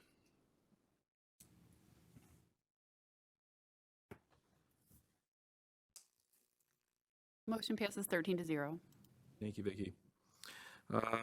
Next item is item 8B, Resolution 2023-9799, designating public fund depositories in compliance with Act 40, Public Acts of 1932 as amended. I need a motion to recommend this to full board. So moved, Song. Support. Moved by Song, supported by Romano. We have our Deputy Treasurer here, Joe Biondo, to speak on this. Thank you. Hello, Commissioners. For the record, on behalf of Treasurer Clarence Rocca, Joe Biondo, appearing on the depository resolution. In the packet, you should have received a memo initialed by the Treasurer along with the proposed resolution. And I handed out at the beginning of this meeting a handout sheet with ratings of the various banks, so you should have that in front of you as well. And so, big picture, I think this is a pretty cool process here at the county we do at the beginning of each year. And what we're doing is, after reviewing and vetting various financial institutions, We are now presenting it to the board for your approval. And going forward, if the board were to approve this depository resolution, these would be the financial institutions that we work with going forward. If you look closely to the actual resolution, sort of the middle of page 1, at the top you'll see all the banks and the Michigan Schools Government Credit Union listed, and then a space with 2 additional financial institutions. All the banks and credit union at the top section are ones that were approved last year and that we're going to keep on. And so what we're really doing is doing 3 things. We're removing a bank that was added last year that merged with First Merchants Bank, and that was level 1 bank. Ultimately, we decided to remove that bank and add DFCU Financial Credit Union and Independent Bank. I just wanted to touch briefly on the process of how we narrowed it down to those 2. So 2 years ago, in preparation for this, we put out a request for qualifications working with the purchasing department, because that's something that the previous board had asked us to do. Throughout the previous 6 years where we presented this, we had never done that, but we did what the board had asked us to see, what would happen. Unfortunately, we had, I think, 3 or 4 banking institutions respond to that RFQ, so we did not do that this time. Instead, what we did is we created a worksheet of all the financial institutions that have physical locations in Macomb County. And then what we did is we looked up their credit rating. Because if you notice on my rating sheet, all the banks that we have listed here are either rated 4 or 5 stars on the Bauer rating if they're a bank. And basically they're either Bs or higher on the Robinson rating that applies only to banks, not credit unions. Either way, all of the banks we're proposing are considered investment grade. So I just wanted to highlight that. And I can answer any questions at this time, but I do have representatives from Independent Bank, Mr. Ben Stone, and I have a representative from DCFU Financial, Mr. Nick Fidel. I believe the chairman would be okay with them speaking maybe 2 minutes apiece to talk about their bank and our credit union, so I'd like to do that now. That'd be great, Joe. Thank you, sir. Why don't we start with Mr. Stone, if you don't mind coming up, and just introduce yourself and your bank, please. Get in front of the mic first. Good afternoon. I am Ben Stone, representing Independent Bank. We have a branch in Shelby Township on Van Dyke, 22-mile, kind of by the Packard plant. We are the largest bank headquartered in Michigan. Our headquarters is in Grand Rapids, and we've been around since 1864. So we're just kind of growing our footprint in Michigan. Within the last couple of years, we've kind of more focused on the government piece. We've always done government banking, but we've kind of split off the commercial and the government piece so that we can focus on the 2 separate units, because we know government does not necessarily have the same needs as business clients. So I cover the eastern half of Michigan, and I live in New Baltimore. Is that good? Yeah, thanks. Awesome. Thank you. Appreciate your time.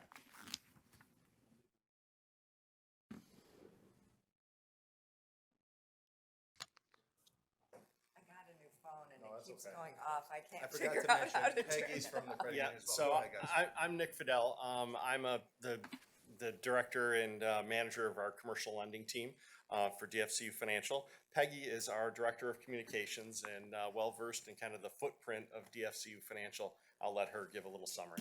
Thank you, Peggy. Good afternoon, everyone. Thanks for giving us this opportunity. DFCU was founded by a group of Ford engineers in the 50s. They pooled their money together, put it in a shoebox, as legend has it, and now we are close to a $7 billion credit union, one of the largest in the state, rated by Forbes as one of the top credit unions in Michigan for the last 5 years. The longest they've been giving this honor, we have achieved it. We have a branch in Clinton Township, and when we opened that branch in 2016, we made a significant investment in the Chippewa Valley Education Foundation. So in addition to giving back to our members, we also invest in the communities. And another way that we do that, besides financial legislation, giving back to education foundations throughout the state, including Chippewa, we also have a cash back program that is essentially our investment back into the communities, our own stimulus package. And we just paid out our members nearly $40 million just in January as a part of this dividend. And businesses that align with us also get a 0.5% cash back to have their relationship with us. So if you have any additional questions, we'd love to entertain them. And I just wanted to add, maybe for the benefit of the new commissioners, so this will be the second time in our history that we're adding a credit union. Treasurer Rocca was the first to add Michigan Schools and Government Credit Union, and based on the feedback we got from the board, we were looking at other credit unions, and so that's how we got to these two that Treasurer Rocca is recommending you accept and adopt through the adoption of this resolution. Okay, thank you. Commissioner Romano. Thank you, Chair. Good afternoon, Deputy. Commissioner, nice to see you, sir. Nice to see you. Two questions, if I may. First one is, when we deposit this money, as always, we collect interest on it. So my question is, do the interest rates fluctuate like individuals? My own savings account, if I locked it up with 90 or 120 days or 6 months, I get a little higher interest rate. Is there a penalty with any of these banks if we decided to jump from a, say, 2.5% that was locked up for, say, 90 days, and now we see the rates are at 5 or 6%, and we want to close those accounts and go to 5 or 6%? Do we have a penalty involved here? I appreciate the question, and I want to make sure that when we think about what we're doing at the county level, we understand we're talking about a portfolio of hundreds of millions of dollars. And so going forward from the depository resolution being approved, how do we invest in these banks? So the way it works is we meet individually with the county departments. According to the investment policy, which I'll get to in a little bit when we cover that agenda item, we work with the departments to figure out their cash flow needs. Then we invest based on their commitments to us to say, you can invest this money as long as you can guarantee the money comes back on such and such date, okay? We're doing this constantly every week. And so what we do with these banks is, let's say next week, Wednesday, we have a maturity. Prior to that, Christina Miller, Deputy Treasurer of Investments, is having all these banks bid on the opportunity to invest. And so when we get to that date, they're literally killing each other to try to beat those rates. So we're constantly locking in the highest rates that these banks and credit unions that have been pre-approved by you. Now, once that happens, let's say down the road, something's higher rate, and for that consideration doesn't make sense for us to do what maybe an individual investor would do. Our position in that scenario, and you would have to do the numbers on each investment to see the cost benefit of that, but what I want to point out is that, number one, you do get hit with penalties if you cash out a CD early. But the way we structure these investments is that we don't have to have that concern. And the reason why we have so many institutions here that we're adding is so that we have slack. We're not going to have money with every bank or credit union necessarily throughout the year, because sometimes these banks and credit unions offer lower rates. And that week, we're moving money from new departments into those higher rates. So in other words, would it make sense to cash out an investment early when I'm trying to put that same money and put it to work against other county money? In that scenario, it doesn't make sense, Commissioner, at least on that big picture review of it.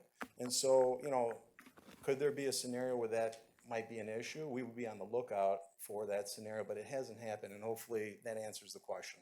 It did. One other question, if I may, please. FDIC, Federal Deposit, they cover individuals, ourselves, for, I think it's $250,000 maximum. Is there a different coverage when you do commercial stuff? I mean, in the amounts that we're doing? So this is something I would probably bring in Frank Crecia on, or Christina Miller. Christina, come here. You want to answer the question? Because we've gotten this before, and I think it's better for you to hear from Christina. Hi, Christina. Thank Good you. afternoon. Each tax ID is FDIC insured up to $250,000 per bank. So if we have $10 million with a bank, we're only insured up to $250,000? That is correct. Is that correct? I see our attorney over there nodding his head. Have we ever tried to renegotiate that? Or is that because it's federal, we can't? I'm sorry, can you please repeat that? Have we ever tried to renegotiate the amounts, or is that because it's federal that we can't? I see your attorney's approaching That the... is federal. It's federal law. So it's federal law. That's true of large institutions. Every tax ID number is limited to that amount. Got it. So that County makes has sense why one we tax. have so many different banks also. So it covers a lot more money that we have out there. Thank you. That's That's how all you I have. solve it. Thank you. Thanks for saying that, Chair. Frank. Commissioner Perna.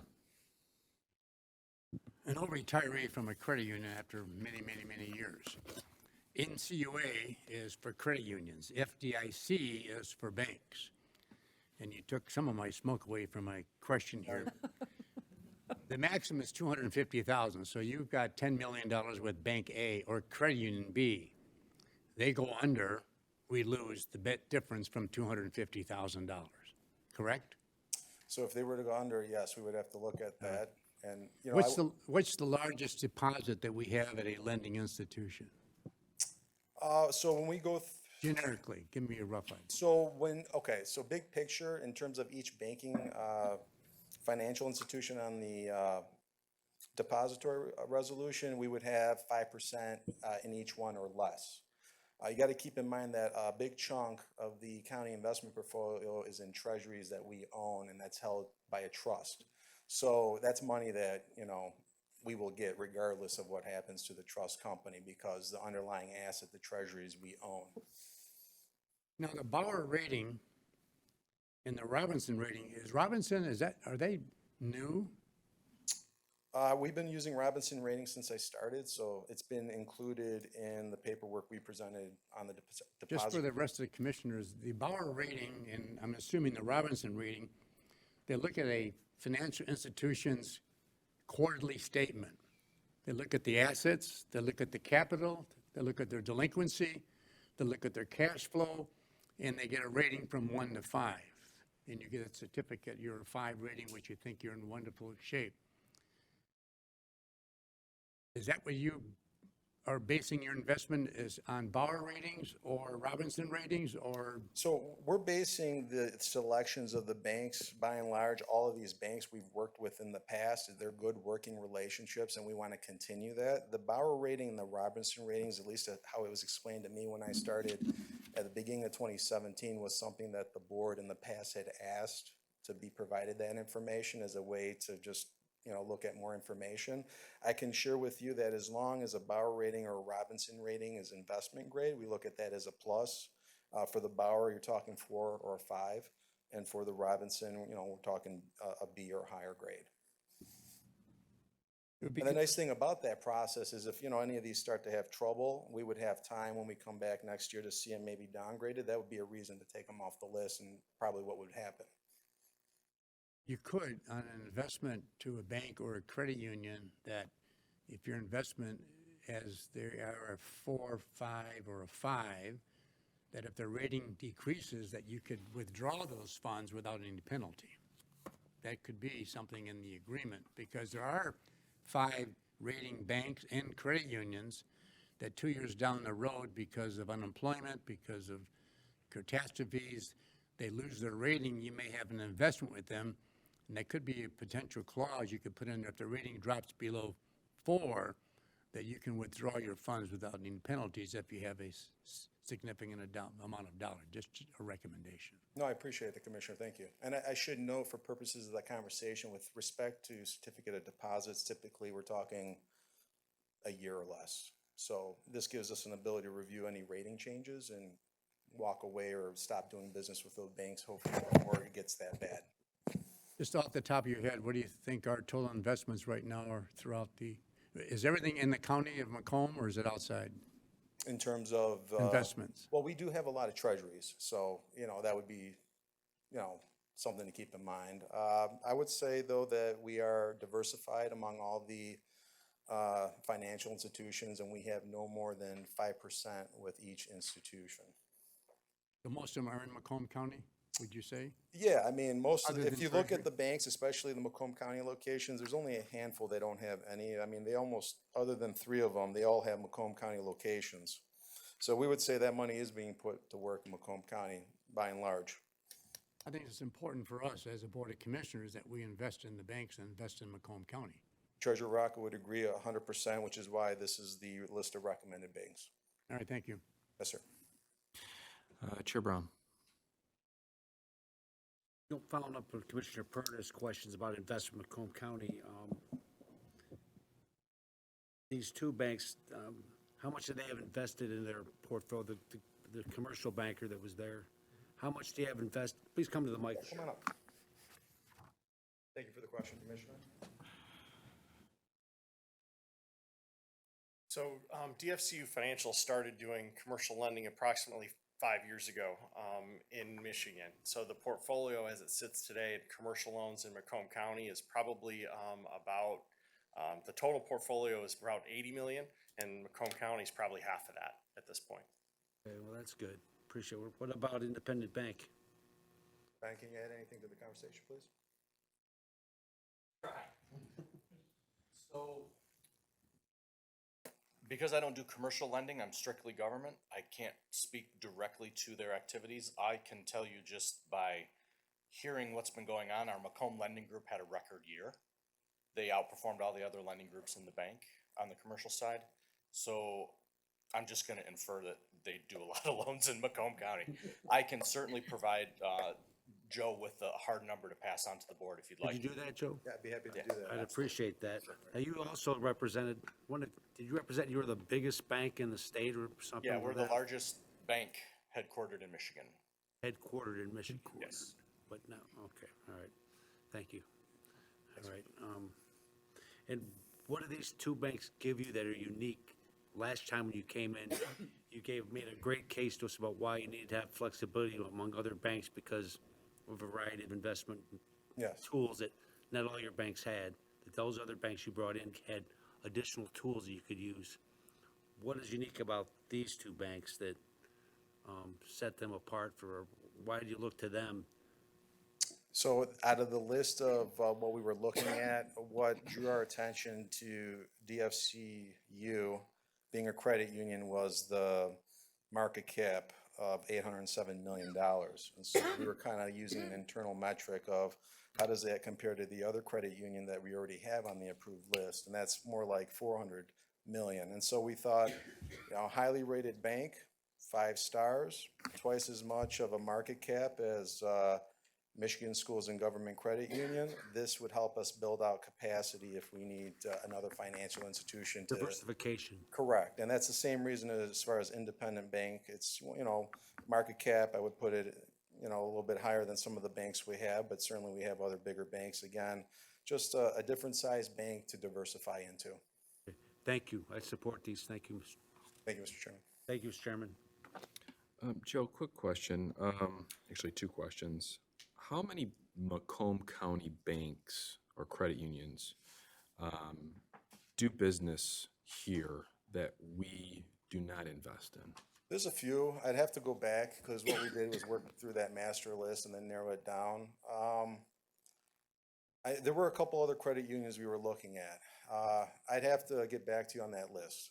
Okay, if you could, that would be great. I'm just curious how many there are that we're not investing in, because I think, in fact, what and even the credit unions, we made changes to the investment policy so that we could obviously invest in credit unions. And I think that has obviously brought DFCU to the table. So that's great that we're expanding. It's worked very well for us. So other question that I have is, I know we're talking about the FDIC insurance for the 250.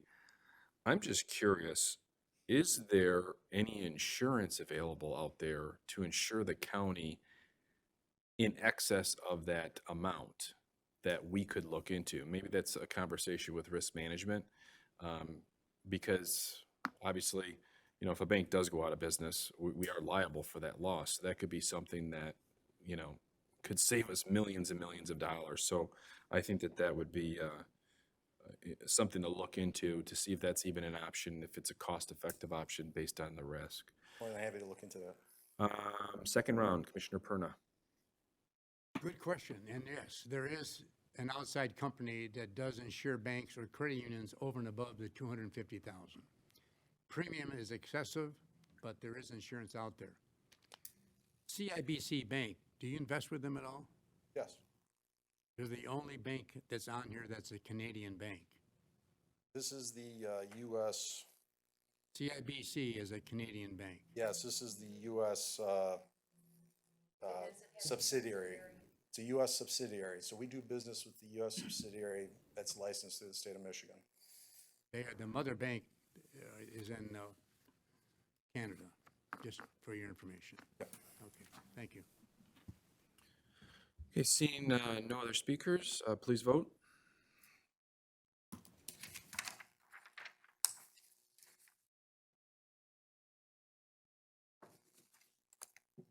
Motion passes 13-0. Thank you. Okay, next item is the Macomb County Investment Policy. I'm going to take a motion to just receive and file this for today's meeting for discussion purposes only. This, Support Perna. I don't think I've gotten that support that quick. 5 words it took me.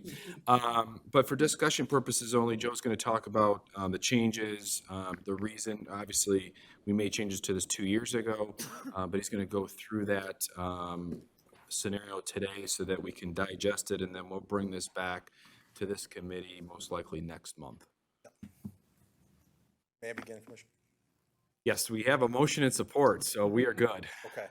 All right, thank you for the opportunity to present on this item. And again, as Chair Sabatini had indicated, this is sort of to start the conversation and give us an opportunity to kind of flesh this out as we review it more and more together.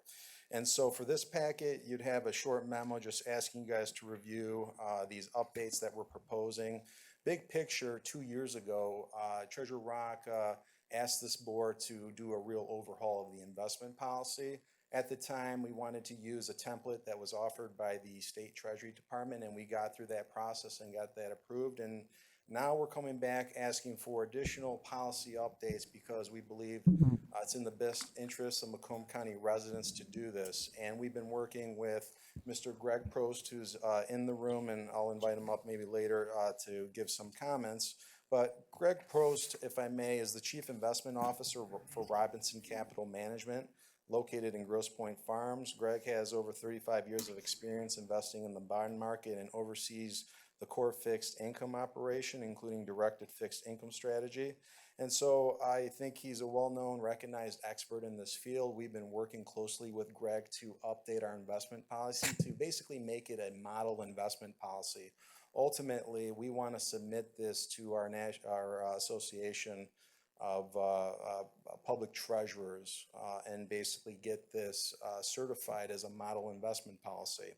And so the recommendations came primarily from Greg, and it was reviewed by myself, Christina Miller, Deputy Treasurer of Investments, and Frank Crecia, and then of course the Macomb County Treasurer Lawrence Rocco. And so if you could maybe pull up in the packet the red line version, that might be the easiest way to follow along with me. And so this is the old policy with the red line changes, and we're adding a title page that says Macomb County Investment Policy with a county seal there. We're adding a table of comments that would just give a breakdown as far as what you can find on each page. And then starting on page 2 is really where we start to make the substantive changes here. We had changed the June 24th, 2021 date to February 16, 2023, because we had been anticipating maybe getting it approved at the next full board meeting. That's fine. We can obviously amend that to March whenever is a good time for the board for us to come back. As you can see on page 2 of the red line version, we're making a minor change to paragraph 2 scope. We're just making explicit this does not apply to the retirement and pension funds because there's other county ordinances that address that. And so that was a kind of a legal cleanup thing. The substantive change here, though, is really paragraph 3.3, liquidity. So the county treasurer shall not directly invest in securities maturing more than, and it was 3 years, and we want to up that to 5 years. So this is the one of 2 areas where we're asking to sort of expand the scope of what the treasurer can do, all under Public Act 20 that regulates all this. So that is one of the substantive things that we're looking to change. Extend the maturity date cap from 3 years to 5 years so that we can ladder out investments as we go forward and lock in the higher rates if we can. If we go to the next page, page 3, this is what I would call sort of more fleshing out each paragraph. And so there's nothing really substantive happening here. I look at this as more just cleaning up the language, making it tighter. And so we can just kind of skim through paragraph 5. We're basically saying in that first amendment, we're saying any eligible investment of Michigan Public Act including, and then we run through it. As you can tell, we pretty much had everything bullet pointed here, but what I wanted to highlight was paragraph 5.9. This is the second substantive change where you would sort of be putting the powers of the investment policy, or excuse me, the treasurer under the investment policy in line with Public Act 20. What paragraph 5.9 does, it allows the treasurer to work with local treasurers to create a pooled investment vehicle. So by putting our monies together, we can invest bigger and make more money, and we would share that with the locals. We've had some local treasurers express an interest in this because, it's allowed under the law. And so this would be the first step to implement something like this. So big picture, if we approve the investment policy to include this, then we would work on creating basically the details of how that would look, and we would come back before this board to walk through everything before anything got implemented. So this is a preliminary step, and I just wanted to highlight that. If we go to the next page, you can see that we're adding several paragraphs, and I think this is just filling out the document to again make it a model investment policy. And so big picture, paragraph 8, diversification of investments. Macomb County will diversify its investments by security type and institution issuer. The restrictions by security type, sector, and maturity are listed in Appendix A. Now, this is one where I would say, let's skip to Appendix A while we're on this. And what you'll see on Appendix A is a bunch of restrictions that we're putting in, really guardrails that you would want in an investment policy. And so these are all things that would limit what any treasurer can do going forward. Again, these would be things that we would expect to see in a modeled investment policy. But big picture, according to this chart, you can see that it has the instrument description on the left, and then it has each row where it's broken out by U.S. Treasuries, U.S. agencies, instrumentalities, et cetera, as you go down the list all the way down to mutual funds. Then you have the security type maximum column saying, this is basically the max that we should ever see in the investment portfolio. Same thing with the issuer maximum. That should be basically the max cap from any one single issuer. And then you have sort of different maturity maximum lengths depending on the investment class. And so this is an example where I think Treasurer Rocca is leading and saying, we can do more here. We can flesh out this document more so that, Macomb County residents can rest assured that we're addressing everything that should be addressed. And so if we go back to paragraph 4, we're looking to add paragraph 9, internal controls. The treasurer shall actively participate in the annual independent review process of an external auditor. We already do all this stuff. We're basically asking to be included in this document. So there's no issue really there either. Paragraph 10, ethics and conflict of interest. This would be something that would apply specifically to the investment team in the treasurer's office above the requirements of the countywide ethics ordinance. Again, something that we would want to see in a model investment policy. Paragraph 11, a similar sort of thing in dealing with authorized financial dealers and institutions. And in light of the fact that, we're going to be able to have this conversation going forward, I'm not going to read necessarily everything in paragraph 12 or 13 on page 5, although I think it's important to highlight in paragraph 12, we're adding a benchmark for comparison purposes, and this was recommended again from Mr. Prost. And so I just wanted to kind of give a high-level overview of all that, and just mention the last section, the glossary, is just something that we thought would be useful in a public document. Maybe somebody from the public picks it up, they could refer to it. And so that's sort of where all the red line changes came from. And so more than happy to answer any questions that the board might have on sort of the big picture overview I gave. Certainly Greg Post is here, and I'm sure he'd be happy to answer any questions any of you might have. But I look at this as a good public policy. We are expanding the document in 2 ways to allow the treasurer to exercise all the powers that he can under Public Act 20. But then we're putting in all these guardrails that we would want to see. And so with that, I'll conclude my remarks. Commissioner Hall. Thanks, Chair. Joe, under ethics and conflict of interest, about the 7th sentence down, It states personal financial investment positions that could be related to the performance of the township. We will correct that. That should be county. Thank you. Yep. Thank you. Just to let you know, we read it. No, I appreciate that. I know you do. That's all I have, Chair. Commissioner Perna. Joe, do you have any relationship with the banks regarding overnight investments? Regarding, Overnight. can you clarify or expand? You have a deposit at XYC Bank or Credit Union, and you're getting a return of X.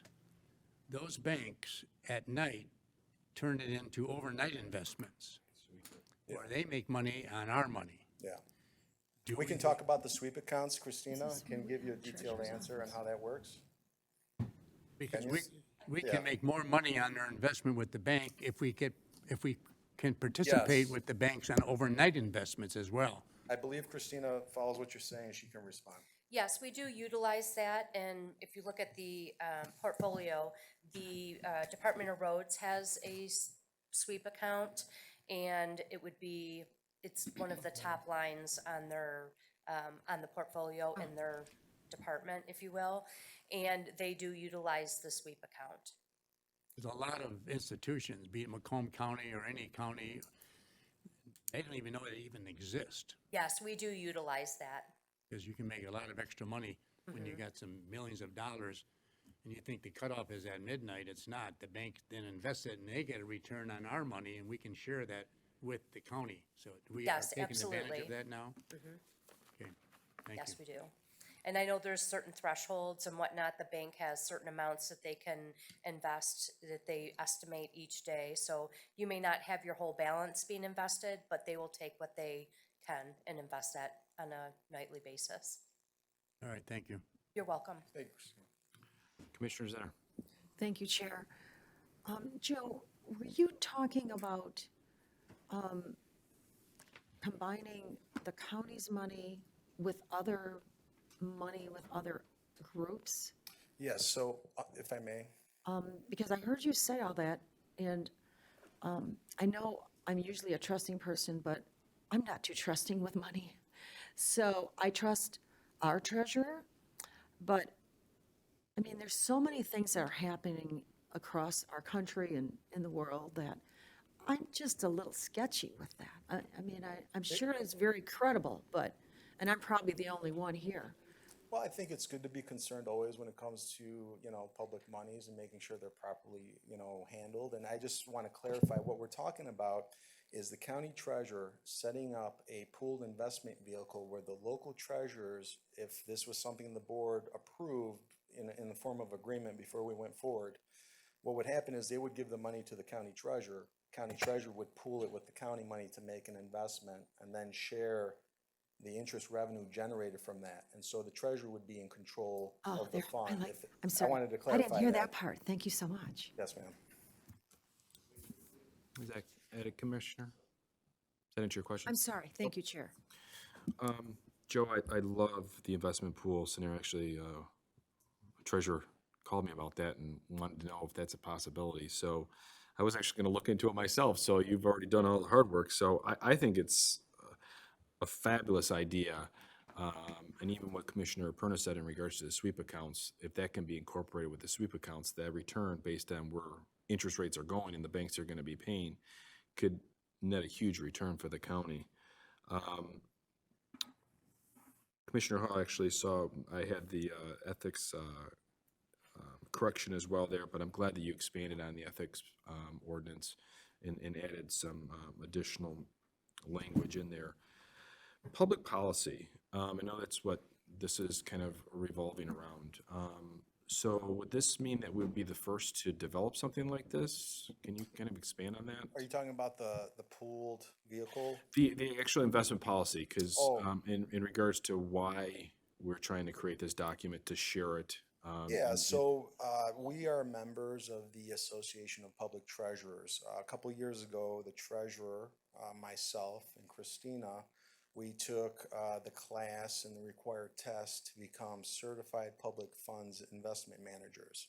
So once the three of us got our certifications and we kind of did that initial overhaul. We've been quietly working with Greg Prost, who we view as an expert on this stuff. And, so one of my job duties in the treasurer's office is to look for things to improve on. And so while I'm busy usually doing other things, that's something that we try to implement new policies, updated policies at least every year.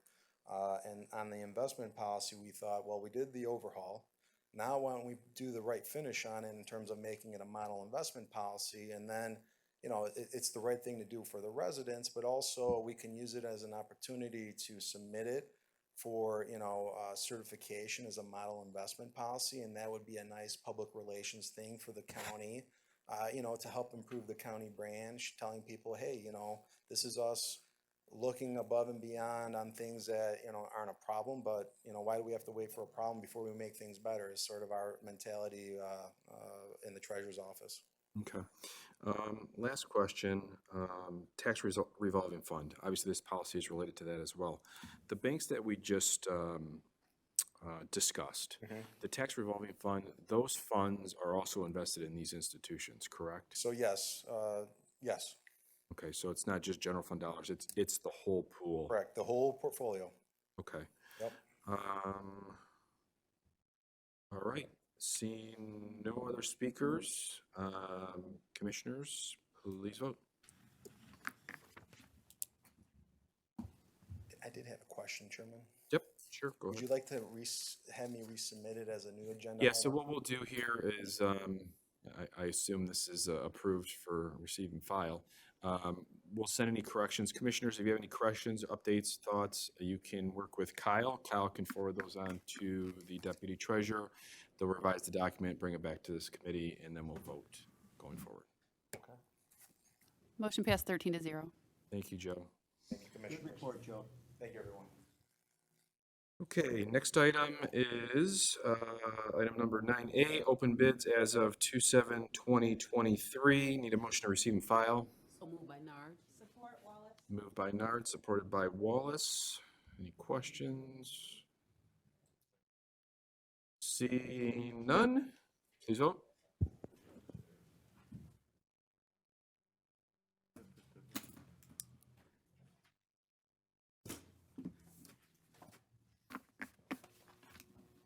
Motion passes 13-0. Okay, next item is presentations. This is Treasurer's Office 2022 third and fourth quarter quarterly reports. Need a motion to receive and file. So moved Wallace. Support. Made by Wallace, supported by Nard. Joe? Thank you again, Commissioners. I just wanted to highlight for the benefit of the new commissioners, we have two reports that are behind each quarterly report. One report is run by by fund, so it's the same report, but it's broken up differently. So one report it breaks up the investments by fund. The other report breaks the investments by institution. So I just wanted to explain why that's broken up that way. And that was based on what was requested by us, and we'll of course provide whatever you guys request. Thank you. Seeing no speakers, please vote.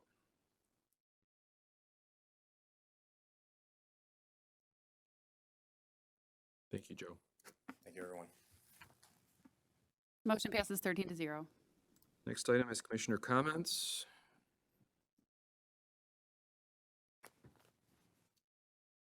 Commissioner Zenner, I'm still on the last item. Did you want to speak on a third and fourth quarter reports? You just popped up on my screen. No, I thought we were in commissioner comments. I'm sorry. Okay, I think I can get to it. so you'd like to speak in commissioner comments? Yes, is there? Okay, go ahead. Okay. I saw in the news that Eric Smith is out of his prison term. He's not supposed to be out, technically. And the state people who put him in there, state prosecutors, if this is true that I heard on the news, did not know he was going to be out. The one report said that that there was a lot of COVID, and so they're letting him out on house arrest. You know, I'm very fond of Eric Smith. You know, I'm not very fond of Eric Smith. Anyway, just a news brief. Also, I've had several people call me about Chippewa Valley school district, I'm not sure, I forgot now if it's the school, I don't know where they have this meeting, because it's been a couple weeks since somebody called me about it. And apparently there's a problem, a lot of parents are very unhappy with a set of books or X amount of books in the school. And